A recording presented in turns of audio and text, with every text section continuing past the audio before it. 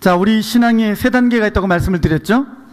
여러분, 우리 신앙은요 2단계에서 3단계로 흘러가지 않도록 정말 2단계에 머무를 수 있도록 여러분이 정말 노력 많이 하시고 애쓰셔야 됩니다. 여러분, 2단계에서 3단계 되는 거는요, 이게 뭐 10년 되어야 그렇게 가는 거 아니에요. 잘못하면 내일이라도 3단계로 갈 수가 있고요, 또 제가 말씀드리지 않은 4단계, 5단계까지도 갈 수 있는 게 우리 신앙이라는 거 잊지 마시기를 바랍니다. 여러분, 2단계에서 3단계로 넘어가면요 정말 이 마음이 굳어지고 신앙이 딱딱해집니다. 글자 그대로 묵은 땅이 되는 겁니다. 여러분, 그래서 항상 고민하고 항상 조심하며 두려운 마음으로 신앙생활을 하셔야 됩니다. 한 20년 넘은 것 같은데요, 우리 해도동 교회에 있을 때 저희가 부흥회라는 걸 했었습니다. 그때 제 기억이 나는 게 이 강원희 목사님이라는 분이 오셔서 부흥회를 하셨거든요. 혹시 기억나는 분 계신가요? 그분이 이제 자주 오셔가지고 부흥회를 하셨던 기억이 납니다. 근데 오랜 시간이 지나고 나니까 제 머릿속에 기억나는 게 딱 2개밖에 없어요. 첫 번째가 뭐냐면 제가 자주 써먹고 있죠? 통과. 이거 원래 제 거 아니고요, 그 목사님 겁니다. 그 목사님이 그랬어요. 무슨 일이든지 간에 뭘 잘해야 된다고요? 통과. 그랬거든요. 제가 기억나가지고 그걸 자주 써먹습니다. 두 번째도 기억나는 게 뭐가 있냐면 이 강원희 목사님이 하신 말씀 중에서 묵은 닭이 되지 마라고. 기억 안 나시는 것 같은데 저는 워낙 닭을 사랑하다 보니까 제가 이 닭에 관련된 이야기가 하도 기억에 제가 잘 남았습니다. 이 목사님이 그러시는 거예요. 교회 안에 묵은 닭이 많대요. 그래서 교회에서도요 이 묵은 닭들이 고고하게 앉아서 교회에서 뭐 하자 그러면 그러고요, 교회에서 기도하자 그래도 그러고요, 또 뭐 교회에서 뭐 하자 그러면 전부 다 묵은 닭이 가지고 하는 거예요. 그러니까 신앙에 불붙은 사람들이 할 수가 없는 거예요. 묵은 닭들이 딱 이렇게 버티고 앉아 있으니까 아무것도 되지 않는 교회인데, 그래서 교회의 문제는 묵은 닭들이 많아서 그렇다고. 제가 참 그게 아직까지 기억이 나요. 한 20년 훨씬 넘은 것 같은데 그 묵은 닭 얘기가 아직도 떠오릅니다. 제가 오늘 말씀 준비하면서 이 묵은 닭이 떠올랐습니다. 묵은 닭이. 근데 성경 보니까 묵은 닭은 아니지만 이 묵은 거에 대한 이야기가 있더라고요. 자, 호세아 10장 12절 보겠습니다. 다 같이요, 시작.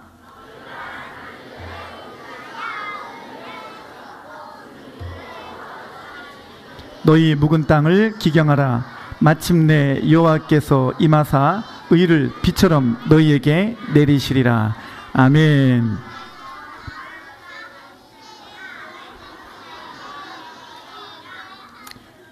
네, 느낌상 한 1박 2일 걸릴 것 같은데요, 좀 큰일 났습니다. 이제 성경 봉독을 향후 계속 해야 될지 말아야 될지 제가 좀 고민해. 자, 여기 보니까 오전에 말씀드렸던 이 3단계 신앙에 접어들면 우리가 이 묵은 신앙 되는 거예요. 이미 여러분의 3단계 갔다, 묵은 신앙입니다. 딱딱해진 거예요. 묵었다라는 말이 딱딱해지다, 굳어있다 이런 말이 있거든요. 일전에 4가지 밭에 관한 비유의 설교를 해드린 기억이 납니다. 여러분, 4가지 밭 중에서 3가지 기억나시나요? 첫 번째가 길가와 같은 밭이고, 두 번째가 돌밭이고, 세 번째가 가시떨기 같은 밭이잖아요. 근데 이 셋 다 공통점이 뭐냐면 묵은 땅이에요. 묵은 거예요. 첫 번째 길가와 같은 밭, 씨를 뿌렸어요. 근데 굳어 있으니까 뿌리를 못 내리는 거예요. 굳어서 그런 거잖아요, 그죠? 그러니까 마귀가 먹어버립니다. 두 번째 돌밭도 마찬가지입니다. 뿌리를 내리다가 안에 묵은 돌이 있으니까 뿌리 내려지는 것 같다가도 씨가 금방 타버리는 것입니다. 세 번째 가시떨기 밭 마찬가지입니다. 가시가 자라가지고 기운이 막은 거예요. 아까 돌밭 이야기는 내부의 문제라면 가시떨기는 외부 환경을 말하는 겁니다. 이 사람은요, 외부의 묵은 환경이 그것 때문에 뿌리를 못 내리는 겁니다. 어쨌든 간에 이런저런 3가지 밭은 전부 다 무슨 이유입니까? 묵은 거예요. 그게 문제인 겁니다. 자, 4분의 3이면 퍼센테이지로 몇 퍼센트입니까? 75%잖아요, 그죠? 그러니까 이걸 보면요, 어떤 의미에서는 여기에 있는 성도님들 중에서도 절반 넘는 75%의 사람들의 신앙의 그 결정적인 항상 문제가 뭐냐면 이 심령이 묵어버리는 거. 심령이 묵은 상태가요, 신앙의 제일 큰 관건이라는 이야기이기도 합니다. 그럼 어떻게 해야 될까요? 이 75%의 사람은 어떻게 해야 될까요? 밭이 원래 그런 거니까 이 75%의 사람은 포기해야 되는 걸까요? 여러분, 영혼을 건강하게 세워야 되는 사명을 가진 저로서는요, 이게 정말 숨막힐 만큼 가슴 아픈 통증인 거예요. 여러분, 저는 75%의 여러분들이라도 결코 포기할 수가 없는 거예요. 여러분, 아무리 25%의 사람이 맺을 분량이 크다고 해도 저 구석에서 타들어가는 75%의 사람도 귀하거든요. 정말 귀하거든요. 오늘 말씀이 제게 너무 귀했어요. 여러분, 이 말씀을 통해서 우리 모두가 3단계의 묵은 땅, 이 묵은 닭 같은 그 영혼들이 다시 2단계로 돌아설 방법을 주님이 알려주신 거잖아요. 저는 여러분들이 2단계로 돌아설 믿음을 다 갖게 되시기를 바랍니다. 히브리서 11장 21절 보겠습니다. 자, 다 같이요. 시작. 믿음으로 야곱은 죽을 때에 요셉의 각 아들에게 축복하고 그 지팡이 머리에 의지하여 경배하였으며. 아멘.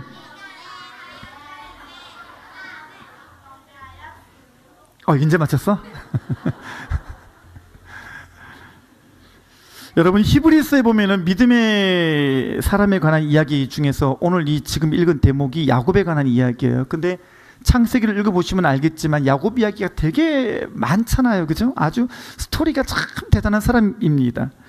그러면 여러분이 알듯이 이 야곱에 관한 인생, 참 이야기거리가 참 많은데 이 믿음에 관한 이야기할 때 이 히브리서에서는 왜 하필 지금 요 이야기를 믿음이라고 할까요?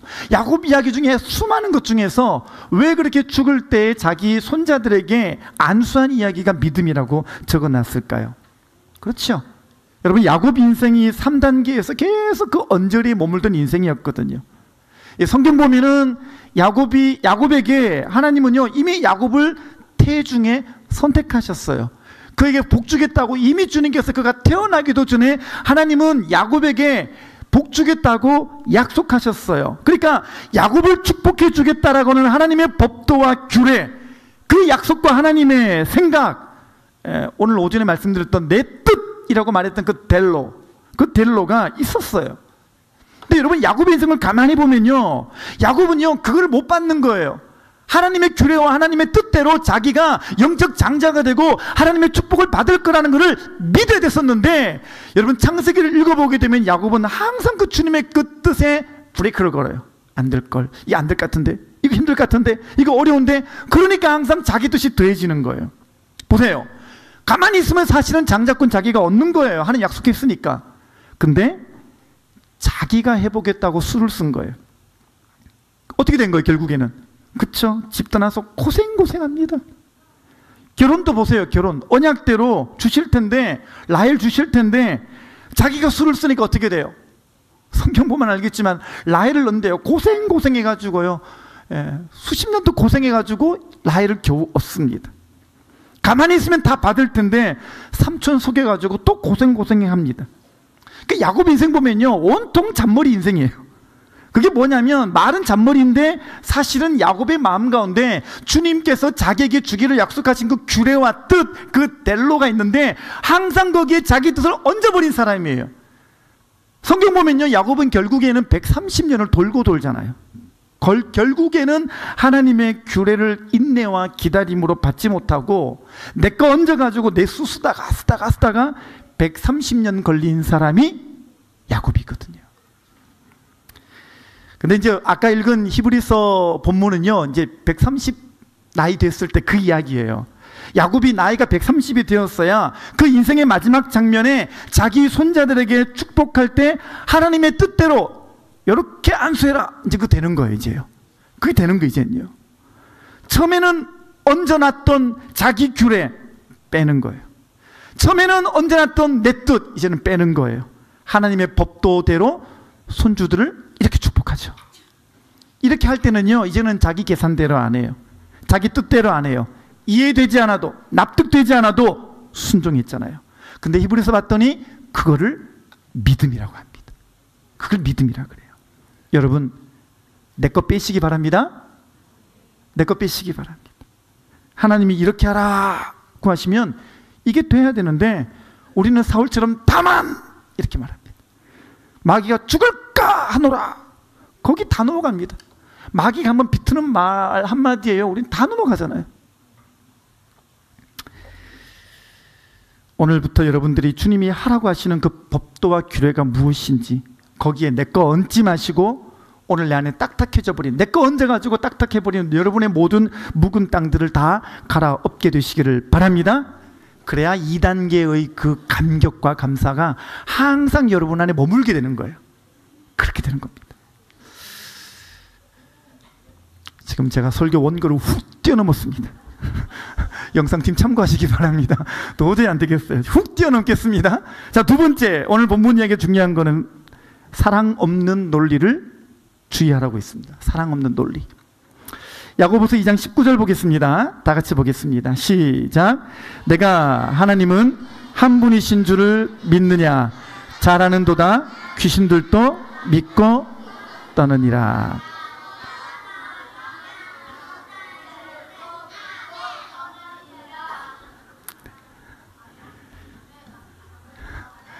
여기 보니까요, 놀라운 말씀이 나오는 게 뭐냐면, 여러분 귀신도 하나님 알아요, 몰라요? 여러분 귀신도 하나님 안 돼요. 여러분 놀라운 건 귀신도 하나님이 한 분인 걸 안 돼요. 하나님은 이런 분이고 하나님은 저런 분이고 하나님은 이렇게 하는 거고 하나님은 저렇게 하시는 분이고, 이게요 보면은 귀신도 성경 바삭하잖아요, 그죠? 예수님 시험할 때 광야에서 3가지 시험할 때 보십시오. 전부 다 성경을 예로 들어서 예수님한테 대들잖아요. 이게 마귀가요 얼마나 유식한지 몰라요. 근데 귀신이요 다 알아요. 근데요 그렇게 아는 거, 그렇게 논리적인 거, 그렇게 말대로 되는 거, 여러분 이게 신앙의 다가 아니라는 거예요. 보세요, 귀신도 아는 거 다 알지만 여러분 귀신이 못하는 게 하나가 있어요. 뭐냐? 하나님 사랑하는 거예요. 귀신은 다 알아도 하나님 사랑하는 거 못합니다. 귀신은 다 알아도 하나님 신뢰하는 거 못합니다. 우리가요 아는 거 말하면 안 되는 거예요. 아는 대로만 그냥 그건 논리 가지고 와가지고 막 따지고 막 내들고 이것 때문에 못 믿겠다라고 소리치면 안 되는 거예요. 그럼에도 불구하고 내 논리 위에 주님의 사랑이 덮여져 가지고요 사랑으로 가야 되는 거예요. 사랑으로 행하시고요 사랑으로 섬길 수가 있어야 그게 진정한 신앙이 되는 줄 믿습니다. 아는 것만 가지고 말이 되는 것만 가지고 나가 보십시오. 주님 볼 때 뭐라 그러겠어요? 귀신 같은 신앙이라고 그러겠죠. 귀신 같은 신앙이라고. 여러분 이게 이렇고 저게 저렇고 이건 이렇고 저건 저렇고, 예 맞아요, 다 맞습니다. 논리적으로 여러분 말이 맞아요. 어떤 때는요 양들이 찾아와가지고 목사님 이게 말이 됩니까? 사실 논리가 얼마나 정확한지 저도 말문이 막힐 때가 많아요. 저도 논리적인 사람이 아니고 저도 이제 감성적인 사람이라서 논리적인 사람이 저한테 대들면요 저도 하다가 저도 속이 그냥 구멍이 뻥 납니다. 와, 논리적인 사람은요 제가 어떻게 하지를 못하겠어요. 근데요 여러분 그냥 주님 말씀이니까 그냥 그 말씀 그 규례와 법도대로 살면 주님이 축복하신다라는 걸 믿고 여러분이 그냥 주님 신뢰하고 따라가면 안 될까요? 아니, 정말 주님 사랑하고 따라가면 안 되겠어요? 여러분 이 단어 아십니까? 단어 하나 보여주세요. 한자인데 모르겠죠? 심만 알겠죠? 여기 지금 심 그러고 있습니다. 신복이란 단어입니다. 신복. 갑자기 이 단어가 생각이 났어요. 신복이 뭐예요? 주인의 마음을 아는 종을 신복이라고 그러죠. 여러분 종도 아무리 많아도요 그 종 중에서도요 주인의 마음을 아는 종을 주인은 뭐라고 하냐면 얘는 내 신복이야 이렇게 말하잖아요. 오늘 보면요 포도원에 품꾼들이 되게 많아요. 포도원 품꾼들 많잖아요. 2층까지 계시네요. 근데 이 중에 신복은 몇이 될까요? 신복은 몇이 될까요? 사랑 없는 논리로 항상 자기 논리로 서 있는 사람 너무 많아진 것 같아요. 자기 의로 눈매가 날카로운 사람 너무 많아졌어요. 오늘 주님께서 말씀하십니다. 신복이 되라고 말씀하십니다. 주인의 마음을 알고 논리가 맞지 않아도 내 마음에 이해가 안 되어도 납득이 안 되어도 주인의 명령하신 주인의 규례와 주인의 법도대로 그냥 주인 사랑하니까 주인 마음 아니까 그냥 가는 자들 됐으면 좋겠습니다. 아닙니까? 오늘 우리가 신복으로 다 서게 되시기를 바랍니다. 주님 하시는 말씀 거기에 내 뜻 다하지 않고 사랑으로 덮어버리는 신복이 많아지게 되시기를 바랍니다. 주님이 무엇을 주시든지 간에 거기에 사랑의 논리로 순종하는 신복들이 이제 포중침에 더 많아지게 되시기를 바랍니다. 아무리 말이 안 돼도요, 침묵하십시오. 침묵하시고 기도하십시오. 그리고 기도하는 가운데 우리 주님이 먼저 나에게 얼마나 말이 안 되는 사랑으로 나를 구원하시는지를 되새기면서 여러분이 주님 앞에 굴복되어진 신복으로 꼭 살아가게 되시기를 바랍니다. 오늘 유년본신 예배 드립니다. 교사 여러분들에게 한 말씀만 드리겠습니다. 여러분들에게 맡겨진 아이들이 있죠? 하나님이 사랑하신 아이들이에요. 우리 교사만 아멘 해보겠습니다. 아멘. 하나님이 사랑하신 아이들이에요. 얘네들을 볼 때 하나님이 사랑하신 아이들 이러면요, 사역이 돼요. 이렇게 가슴에 주인의 사랑을 품은 신복들 다 되시기를 주님의 이름으로 축원합니다. 교사들 한 사람 한 사람 주님 보실 때, 야, 너 내 신복이구나. 어떻게 내 마음 똑 닮아서 그 마음으로 애들을 섬기는구나. 내 신복이다. 오늘 그렇게 주님 앞에 인정받고 주님의 칭찬받는 유년부 교사들 다 되시기를 주님의 이름으로 축원합니다. 기도하겠습니다.